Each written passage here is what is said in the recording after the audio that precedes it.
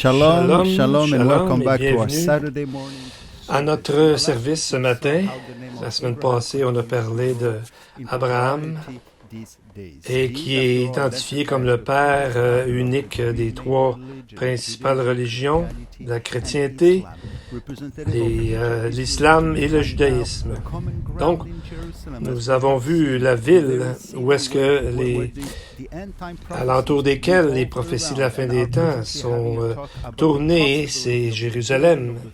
Et nous savons que présentement, ils veulent arriver à construire un temple sur l'esplanade du temple, juste à côté du dôme du rocher, pour marquer cette union. Donc, il y a besoin d'un temple pour faire ça.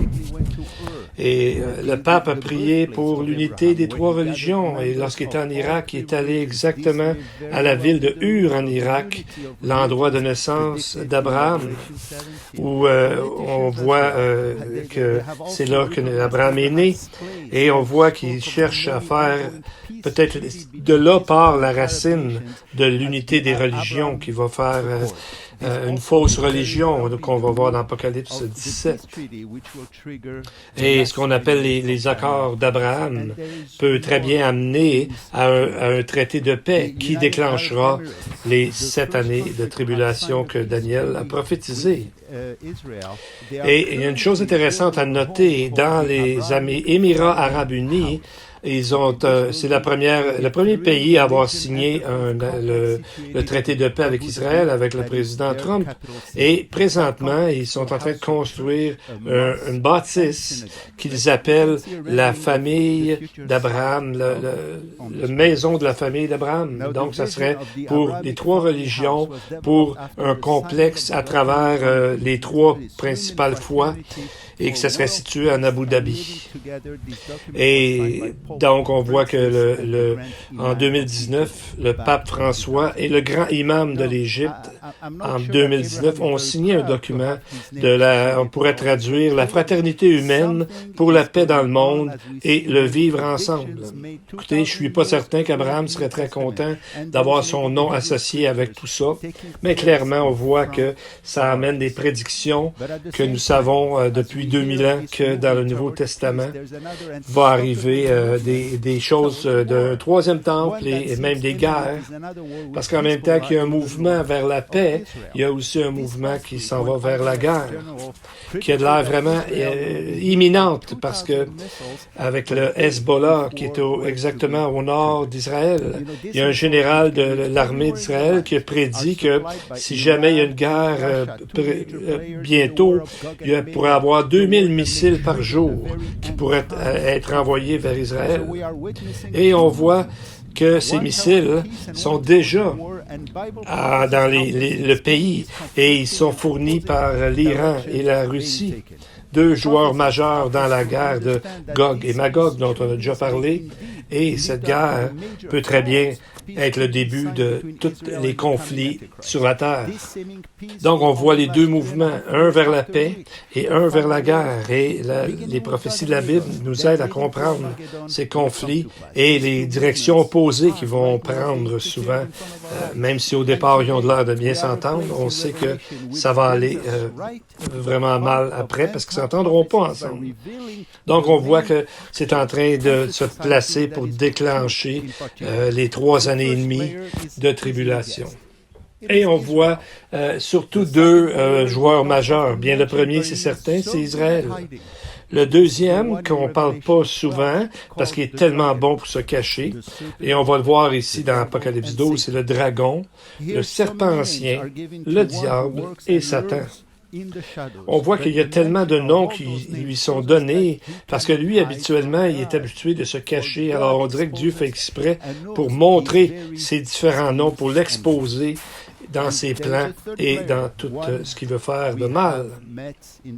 Et il y a un troisième joueur, celui qu'on a rencontré dans le livre de Daniel, l'archange qui est le gardien d'Israël, l'archange Michael. Son pouvoir et sa force est bien au-dessus de Satan, parce que c'est lui qui va gagner la guerre contre Satan qu'on voit dans d'autres textes. Et surtout le caractère principal, le personnage de cette histoire, c'est l'enfant mâle que la femme d'Israël donne naissance. C'est le Messie, Jésus, qui à la fin viendra et régnera sur le monde et amènera la vérité et l'harmonie sur cette terre.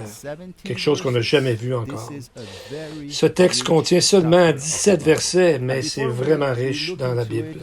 Alors nous allons prier d'abord pour nos enfants, comme nous faisons toujours. Donc si vous avez des enfants, amenez-les avec vous et nous allons prier pour eux. Seigneur, nous prions pour les enfants qui ont besoin de toi pour grandir dans la vie. Seigneur, nous te prions qu'ils soient vraiment ancrés en toi. Seigneur, nous, comme parents, on est souvent inquiets, portés à être inquiets, mais aide-nous à mettre notre confiance en toi parce que toi, tu les aimes et tu veux nous aider à les aider à grandir.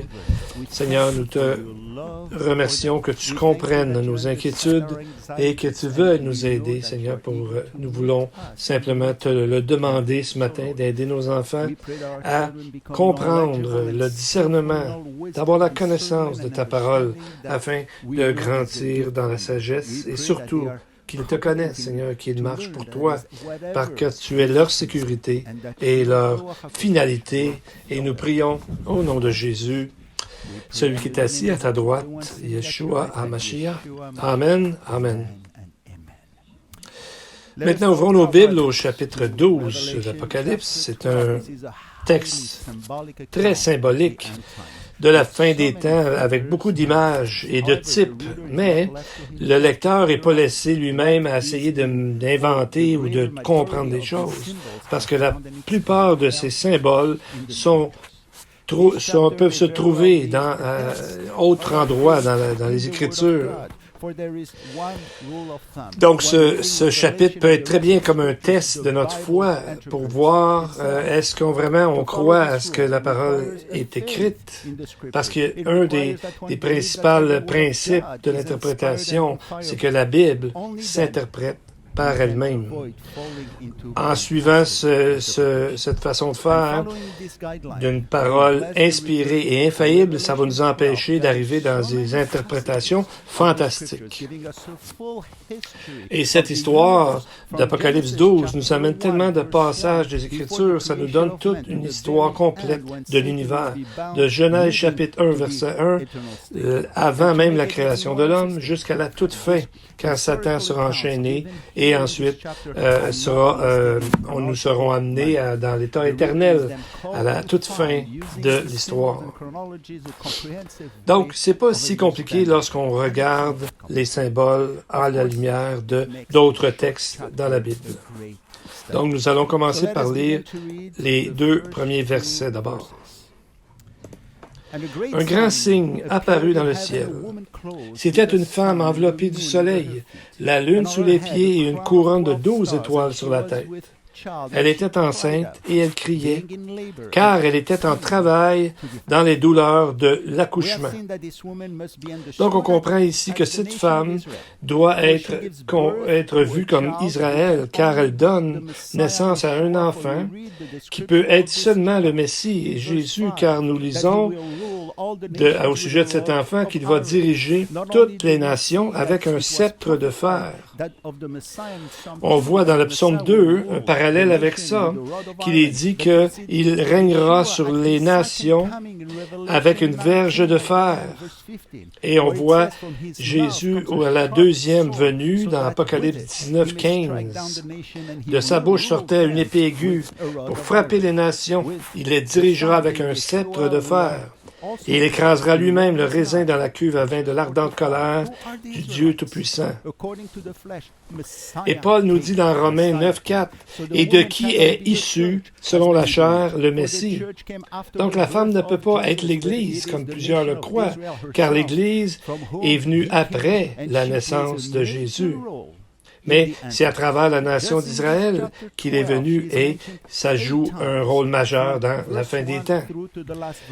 Juste dans le chapitre 12, elle est mentionnée 8 fois à partir du verset 1 jusqu'au dernier verset, le verset 17, et souvent avec le pronom « elle ».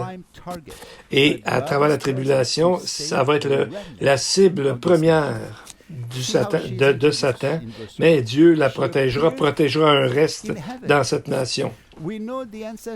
On voit au verset 1, qu'est-ce qui arrive? Elle apparaît dans le ciel. Nous connaissons les ancêtres d'Israël, nous savons l'histoire d'Israël pour les derniers 4000 ans. Qu'est-ce qu'elle fait au ciel? Comment comprendre cette entrée puissante dans le texte ici? Est-ce qu'il ne faut pas comprendre que Dieu avait la nation d'Israël déjà avant le début des temps, avant la fondation du monde?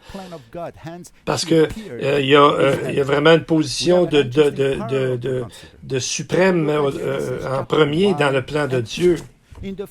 Et, vous savez, dans la première histoire de la création, on a que l'homme a été créé. Je veux dire, tous les jours ont été créés dans la création et ensuite l'homme a été créé après que tout a été mis en place. Et dans le chapitre 2, ensuite, on voit la création de la femme et de la même façon, la manière de voir la création d'Israël, elle est voie en première position parce que Dieu avait déjà le salut de l'humanité dans sa tête, dans sa pensée. Et on voit l'apparition des cieux ici, et son importance peut être confirmée par le verset Ésaïe 43:1. L'Éternel qui t'a créé, ô Jacob. Ce qui est fort ici, c'est le mot pour créer, c'est bara, qui est presque jamais utilisé dans la Bible, sauf dans Genèse 1, parce que ça veut dire créer à partir du néant, à partir de rien. Et c'est très rare qu'on voit ça, tellement qu'il y a certaines traductions qui ont changé le sens des mots. Donc, c'est écrit comme qu'on voit ici dans le Targum, l'Éternel qui a créé Jacob, donc Israël. Donc, on voit l'importance d'Israël dans le plan de Dieu. J'aimerais vous partager un incident qui parle énormément sur ce passage de Genèse 1 et 2. J'étais à une conférence à l'université il y a environ 5 ans, et c'était un panel de différentes foi, et chacun devait représenter ce qu'il pensait au sujet de Dieu. Et il y a un monsieur qui est arrivé, qui était le maître de cérémonie, lui-même un ministre chrétien, un pasteur probablement, qui a dit à l'audience, à cause de l'apparente contradiction entre les textes de Genèse 1 et 2, il a arrêté de croire dans l'infaillibilité des Écritures. Il y avait une grande influence sur tous ces gens-là. Et c'est à ce moment-là, je me suis levé debout et j'ai partagé ce que je crois la raison pourquoi il y avait deux histoires de la même histoire de la création. Donc, c'est la même chose pour Israël aujourd'hui. C'est pas la façon qu'on nous a enseigné au sujet d'Israël, de la proéminence qu'elle a dans l'histoire. On la voit souvent comme maudite et abandonnée de Dieu. Plusieurs, aujourd'hui, pensent que c'est Israël qui est un empêchement à la paix mondiale. Mais c'est pas de la façon dont la Bible nous la présente. C'est la femme qui a donné, ici dans l'histoire, naissance au Messie pour que les nations soient dirigées par lui. Donc, Israël a souffert et souffre encore à cause qu'elle a été choisie de Dieu et à cause, bien sûr, de ses péchés, mais en même temps, parce qu'elle a été choisie de Dieu, elle a été détestée et l'est encore de toutes les nations. Bien, on va trouver d'autres textes que seulement les psaumes, Romains et Apocalypse 19. On va aller voir un texte dans l'Ancien Testament au sujet du soleil, de la lune et des étoiles, dans Genèse 37.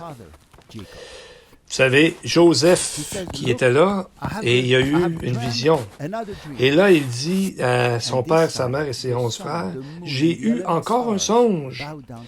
Voici le soleil, la lune et 11 étoiles se prosternaient devant moi. » Donc, on voit le rêve qui correspond aux mêmes éléments que nous avons dans Apocalypse 12.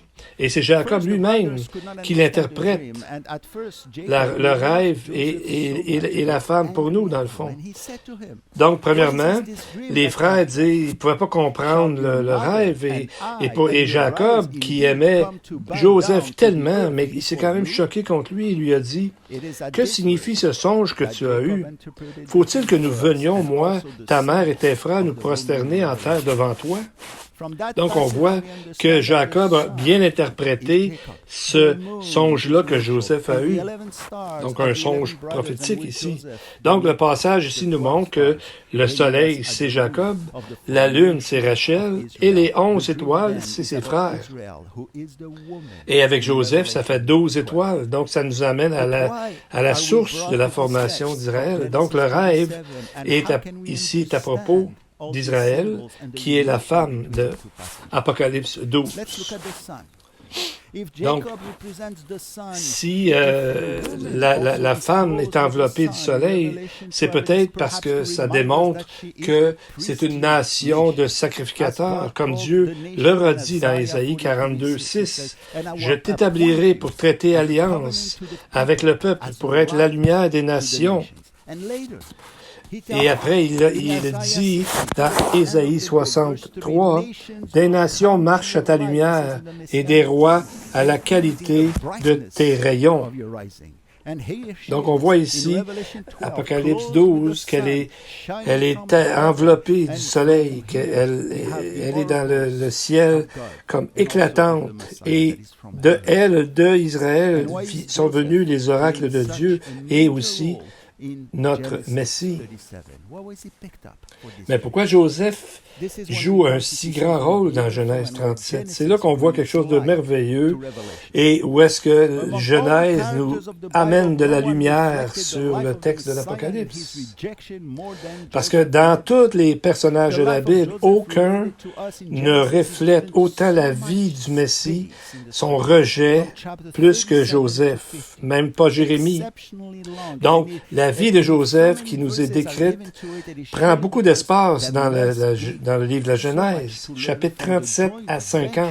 C'est assez exceptionnellement long. Et s'il y a tellement de versets, c'est qu'on a à apprendre de cette histoire entre un individu et son créateur. Alors, il y a beaucoup de leçons à apprendre de cette histoire magnifique. Et dans les événements qui s'est rapporté au sujet de lui, souvent c'est très long, c'est très détaillé et même c'est répété plusieurs fois. Comme si le fait que Dieu l'aimait tellement et voulait tellement qu'on voit la similitude avec lui et ce que Jésus devait vivre, que c'est important. Donc Dieu, on dirait, prenait plaisir à répéter son nom et à répéter certaines parties de l'histoire. Et plusieurs rabbins ont vu tellement l'importance de Joseph qu'ils en sont même venus avec l'idée de deux Messies. Le Messie, fils de Joseph, et le Messie, fils de David. Un Messie de Joseph et un de Judas. Mais nous savons qu'il n'y a seulement qu'un Messie, mais la typologie avec Joseph est tellement forte que je pense qu'ils sont pour ça qu'ils ont créé cette pensée-là et qu'ils ont encore aujourd'hui la plupart du temps. Et les frères ont très bien compris. Les frères ont dit à Joseph, « Est-ce que tu régneras sur nous? Est-ce que tu nous gouverneras? » Et c'est là qu'ils ont comploté pour tuer Joseph. Voyez le verset 20. « Venez maintenant, tuons-le et jetons-le dans une des citernes. Nous dirons qu'une bête féroce l'a dévoré et nous verrons ce que deviendront ses songes. » Donc, on voit ici la méchanceté. Et ils ont utilisé le même genre de pensée de mots contre Jésus dans Luc 19, 14. Mais ses concitoyens le haïssaient. Ils envoyèrent une ambassade après lui pour dire, « Nous ne voulons pas que cet homme règne sur nous. » Mais à la fin de l'histoire de Genèse, quand les frères sont venus à cause de la famine, vous irez lire l'histoire, c'est merveilleux si vous ne la connaissez pas, et ils sont allés voir Joseph, mais ils ne savaient pas que c'était Joseph en Égypte pour avoir du pain. il l'avait pas reconnu. Et finalement, lui, les a reconnus, il a agi avec pardon, avec grâce envers eux.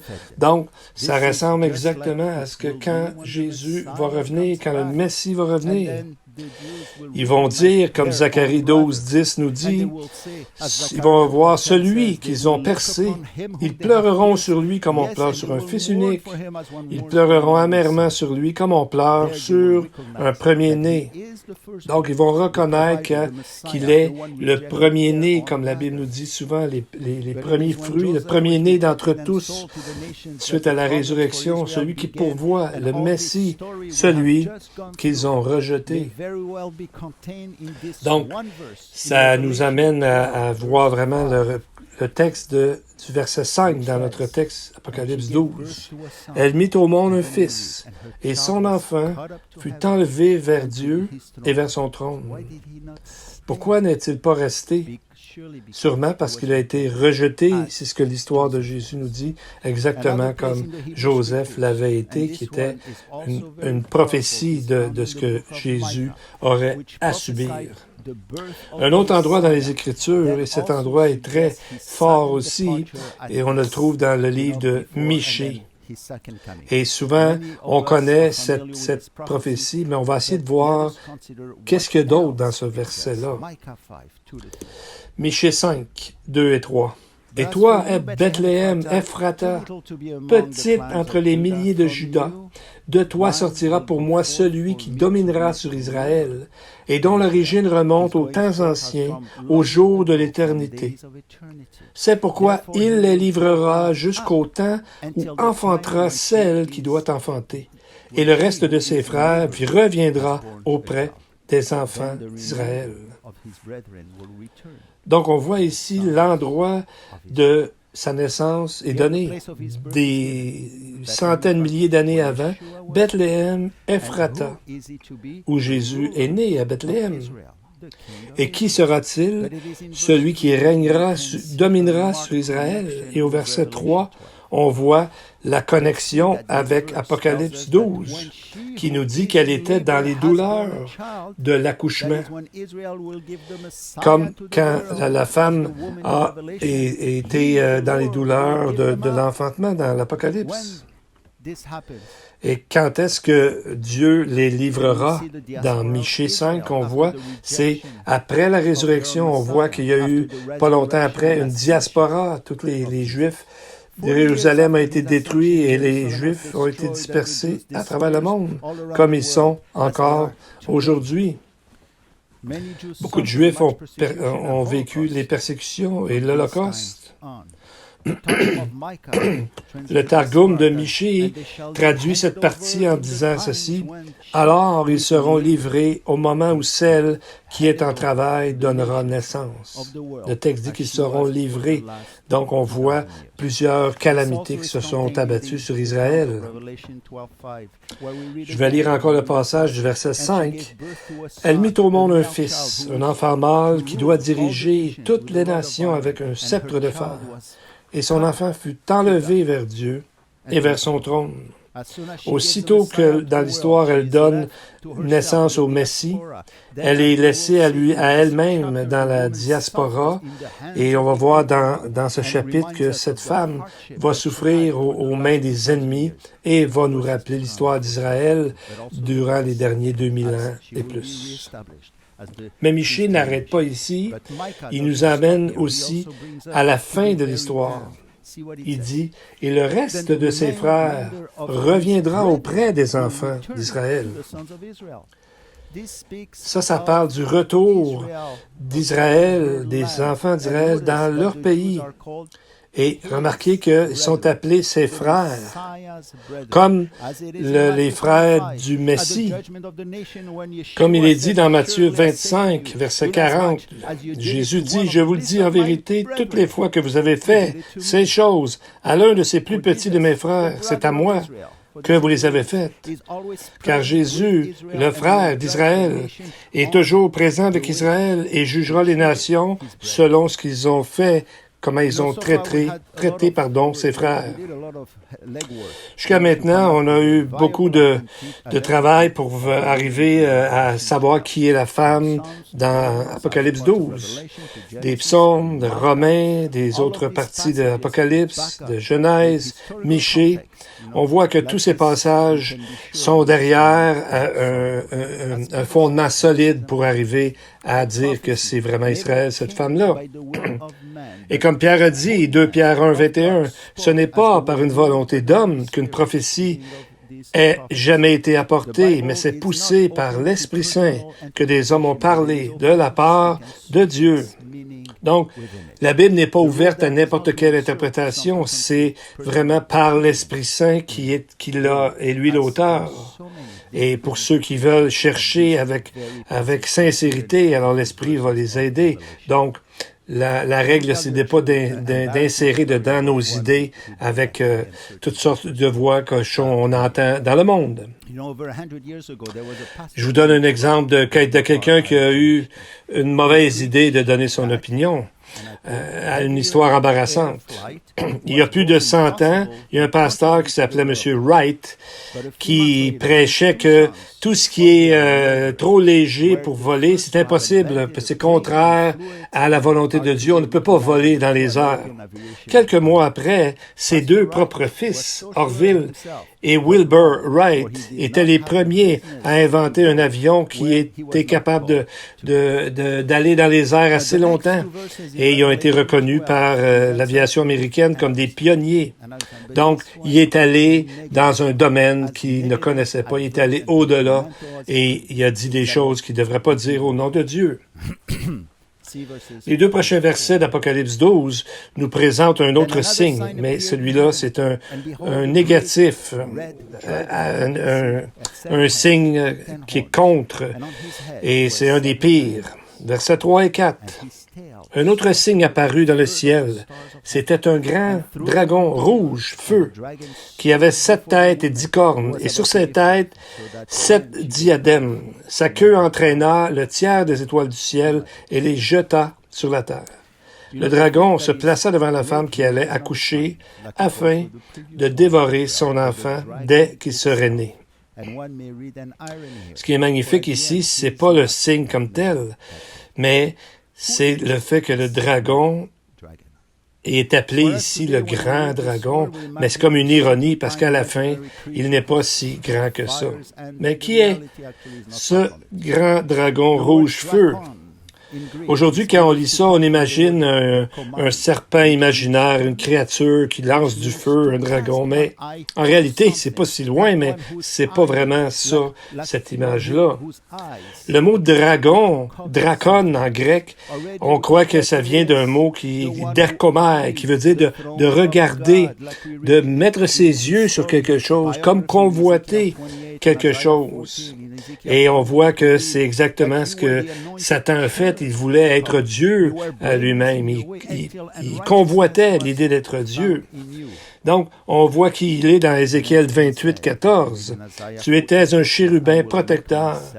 Tu étais intègre dans tes voies jusqu'à ce que l'iniquité, donc le péché, a été trouvé chez toi. » Et dans Isaïe 14, 14, il a dit « Je me ferai semblable au Très-Haut. » Donc ça, c'est le sommet de l'arrogance. C'est le dragon de la convoitise. Et c'est ce qu'il enseigne aux humains. À Ève, il a dit dans Genèse 3, 5, « Car Dieu sait que le jour où vous en mangerez, vos yeux s'ouvriront, et vous serez comme Dieu, connaissant le bien et le mal. » Elle l'a cru, Adam aussi, et c'est ce qu'on voit aujourd'hui, c'est le même mensonge qui continue, et de façon des fois plus subtile, mais c'est quand même là, il se cache toujours derrière des faussetés.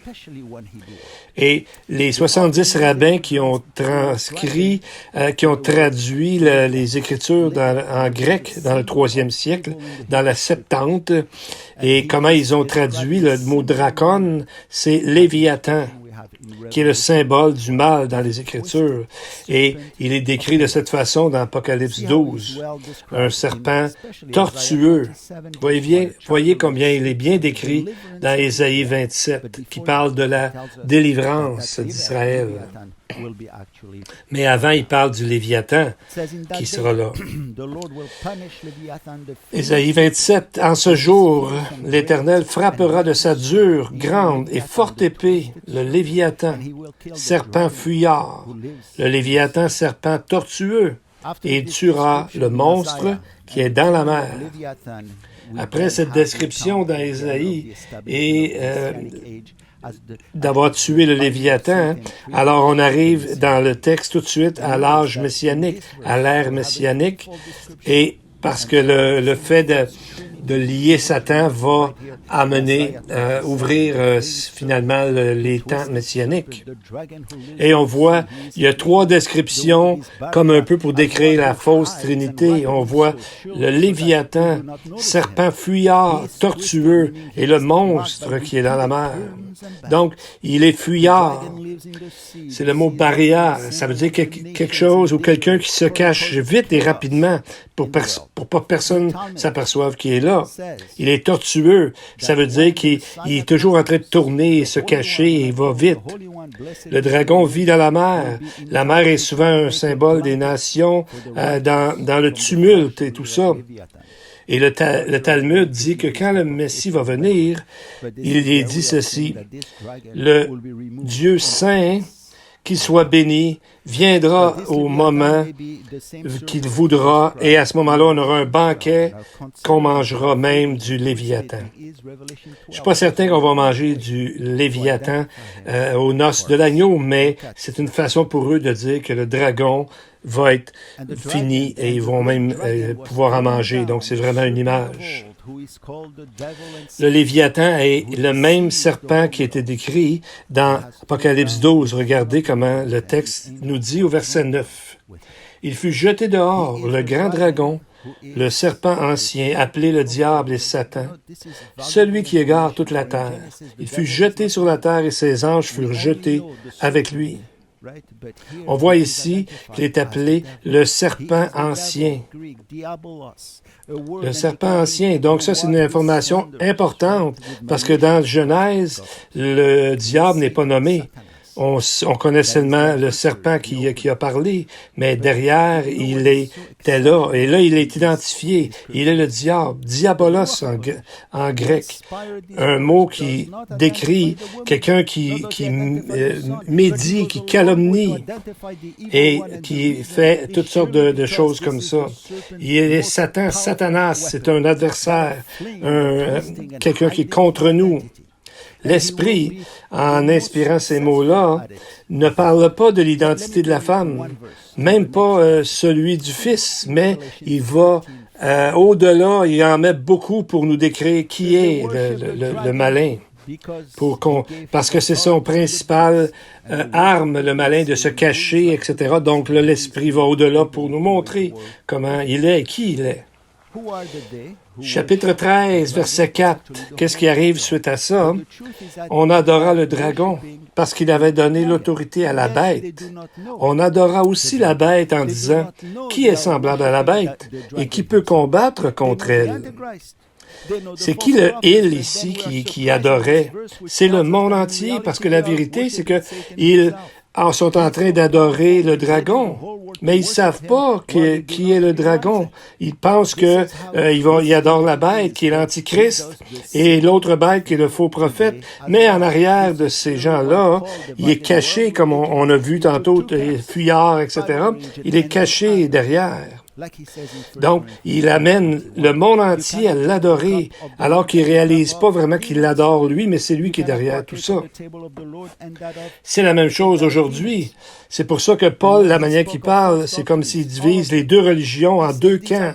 Lorsqu'il dit dans 1 Corinthiens 10, 21, il dit, « Vous ne pouvez pas boire la coupe des démons et la coupe du Seigneur. Vous ne pouvez pas participer à la table du Seigneur et à la table des démons. » Donc, c'est un ou l'autre.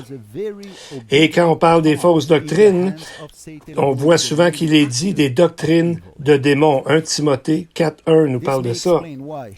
Si le monde entier va en arriver à adorer le diable sans le savoir, imaginez-vous quand on va avoir une religion délibérément contre Dieu.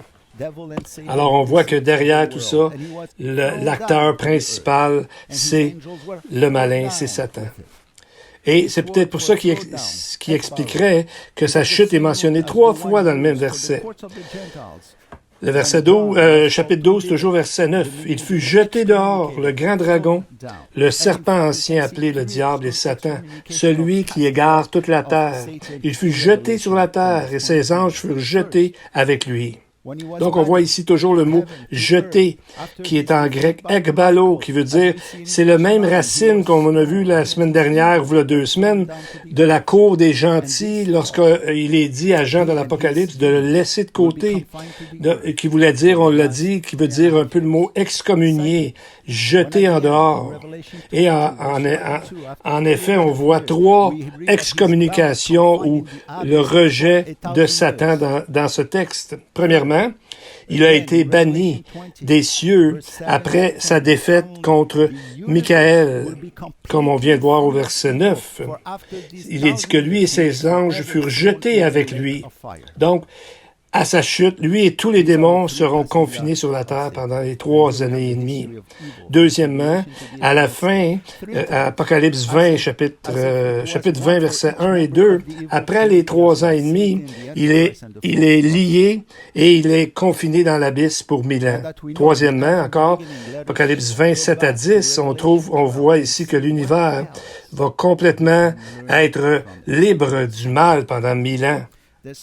Et ensuite de ça, Satan sera jeté dans le lac de feu. Donc, on a l'histoire ici du mal à partir de la tribulation jusqu'à l'état éternel. Il est sorti, il est rejeté 3 fois. Maintenant qu'on connaît le début et la fin, on va retourner dans le texte Apocalypse 12 pour voir ce qu'on peut comprendre, apprendre là-dedans encore. Alors que la femme apparaît dans le ciel, elle est revêtue du soleil. Et pourtant, elle est en travail et dans les douleurs de l'enfantement. Donc, c'est pas facile. Donc, après les 2 mots, on voit que le mot accouchement, et c'est un mot qui est utilisé des fois pour torture, tourment, et ça révèle l'état du peuple d'Israël avant la venue du Messie et après la venue du Messie, quand il a été l'objet de persécution. Le peuple a été objet de persécution après que Jésus ait été ressuscité et tout ça, et toute l'histoire nous a dit tout le monde était contre Israël. Donc, on voit, par rapport à l'idée ici, c'est qu'on voit que c'est la même chose que Sarah, la femme d'Abraham, quand le roi, vous savez, pas le roi, mais Pharaon, l'a pris, l'a enlevé, l'a kidnappé pour prendre sa femme. Dans Genèse 12, 17, on voit que l'Éternel a frappé de grandes plaies Pharaon et sa maison au sujet de Sarah, la femme d'Abraham, parce qu'elle avait en elle la postérité de la femme et du Messie. Et la même chose avec Isaac et Rebecca, quand Abimelech, le roi des Philistins, a kidnappé Rebecca aussi, et le roi a été empêché de coucher avec elle parce que c'était la postérité encore du Messie. Alors, et avec Sarah et Rebecca, on voit dans le livre d'Esther, encore là, Satan essayait de faire qu'à travers Aman, on détruise tout le peuple d'Israël encore une fois. Donc, on voit, ça l'a pas arrêté et ça l'arrêtera pas non plus. Parce que après la naissance et l'ascension de Jésus, Satan s'est retourné encore contre Israël de toutes sortes de façons. Les derniers 2000 ans ont été parmi les temps les pires pour le peuple d'Israël. Après la destruction de Jérusalem, il y a 2000 ans, elle a été amenée... après la destruction de Jérusalem, il y a 2000 ans, elle a été amenée dans le désert des nations. Et qui était là pour la supporter? Au tout début du siècle, on voit que les Juifs, peu à peu, ont sorti de l'Église parce qu'on les traitait pas de bonne façon. On les voyait comme un peu les ennemis. Et on voit que le peuple a toujours souffert.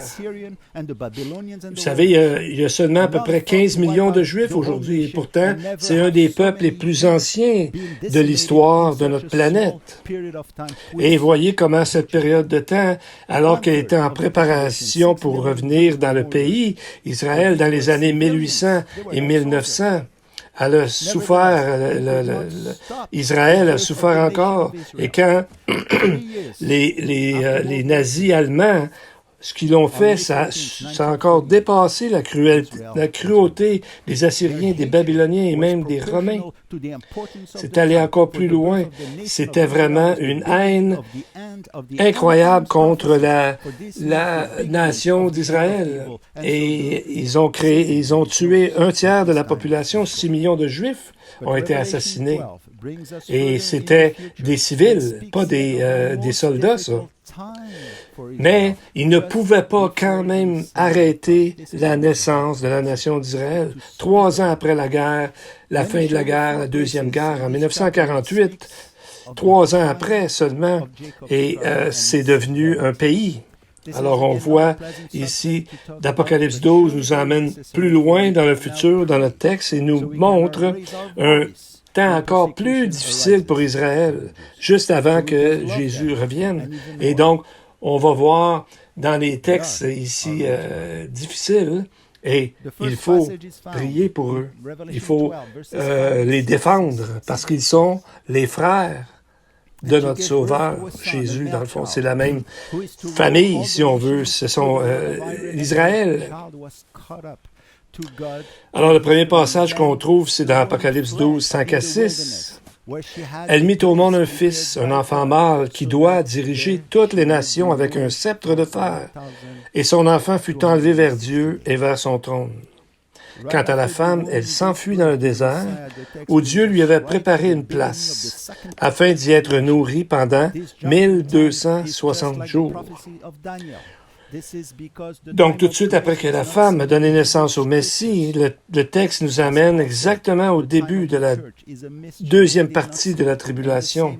Donc, c'est un saut dans le temps, comme les prophéties de Daniel, parce que le temps de la grâce n'était pas nécessairement toujours vu par les prophètes de l'Ancien Testament. Ils ne voyaient pas jusque-là.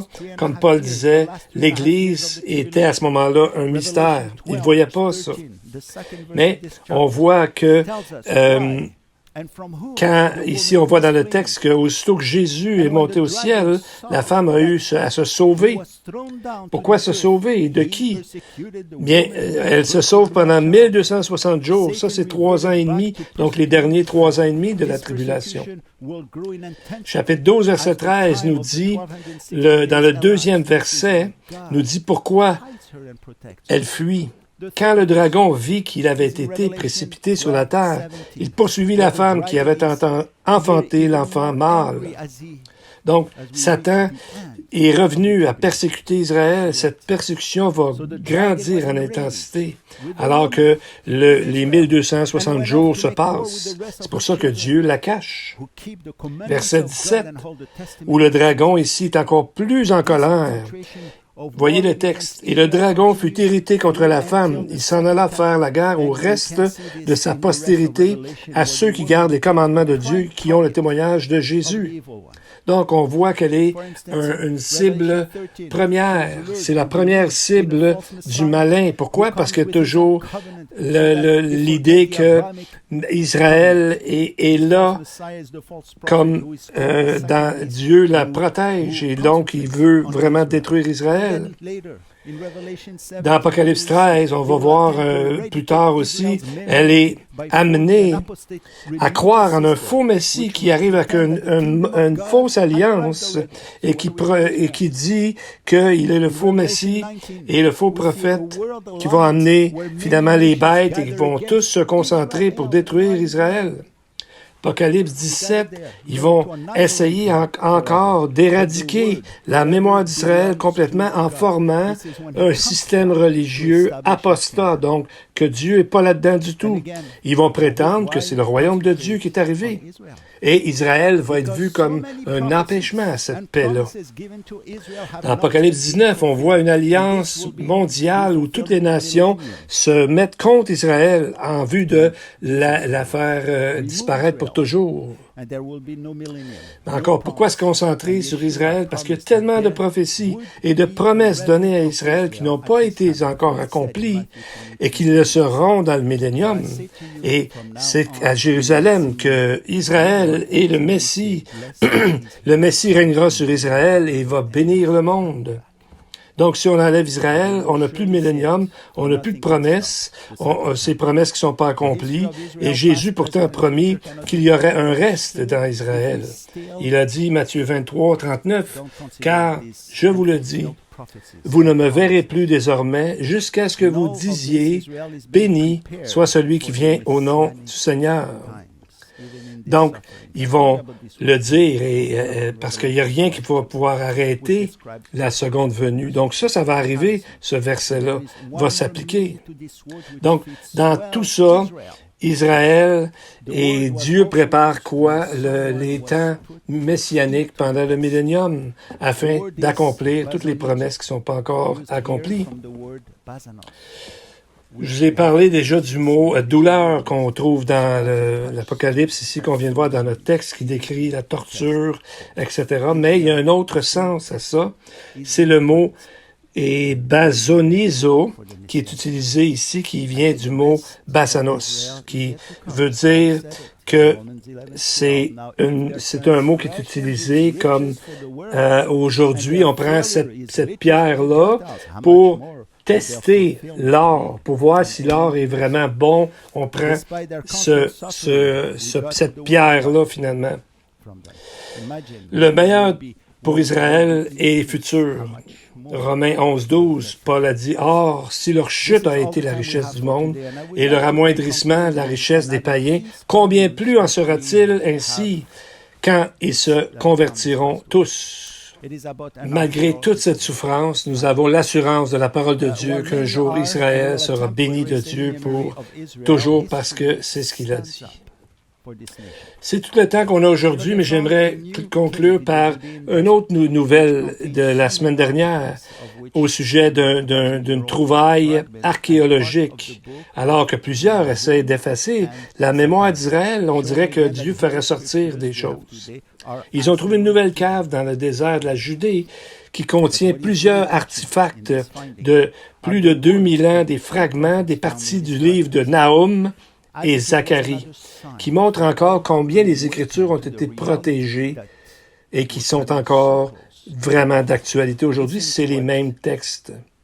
Donc, on voit la grande précision des copies que les gens ont fait. Ce que Nahum dit, versets 5 à 6 du chapitre 1. « Les montagnes s'ébranlent devant lui et les collines se fondent.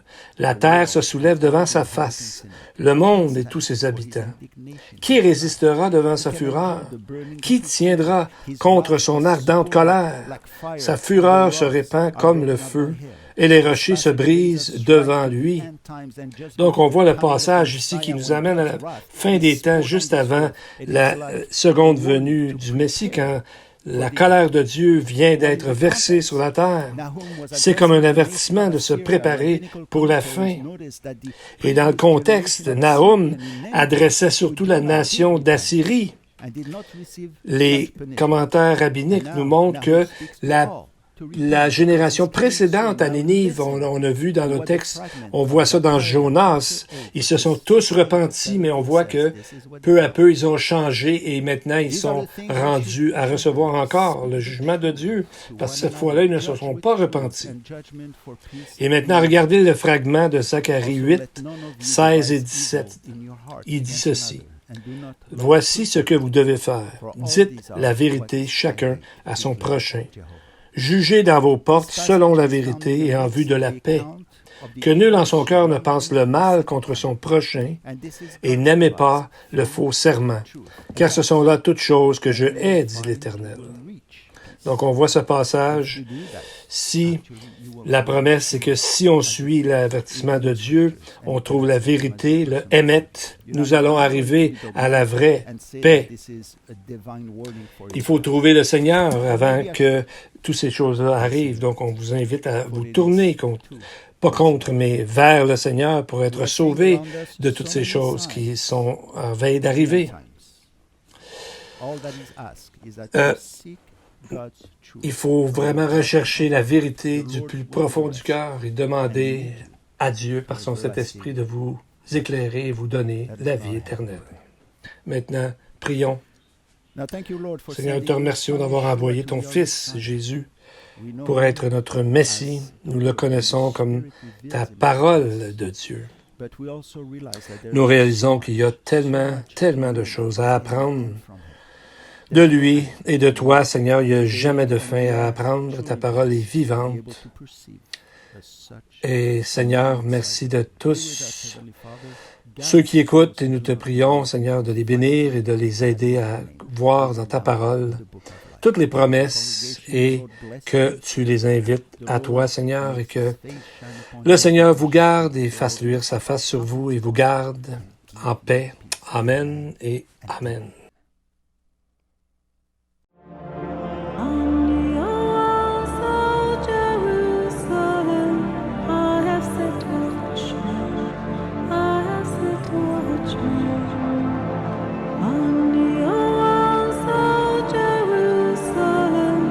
Who shall